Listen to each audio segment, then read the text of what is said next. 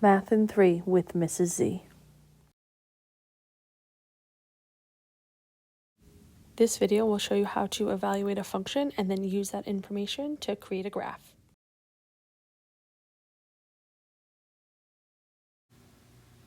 What is rate of change? Rate of change is when one quality changes in relation to another. Some examples that you've probably heard of: temperature per second, miles per hour, inches per day. Can you think of one on your own? When we calculate rate of change, we are calculating the vertical change, so how much we're going up over how much we are going to the right. We can calculate this by taking two of our y values and subtracting them, and dividing them by subtracting two of correlating x values. Let me show you.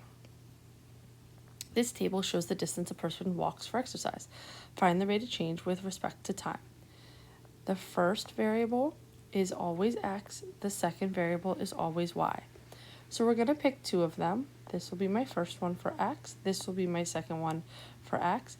We need to make sure that we are correlating the y value. So this will be the first y, this will be the second y.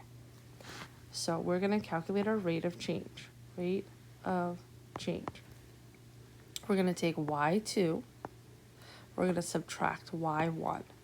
So we have 3, this is y2, this is y1. Take away 1.5, divided by, and we're going to divide by x2, 60, take away x1, which is 30.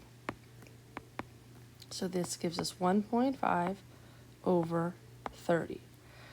So this person can walk 1.5 miles per 30 minutes.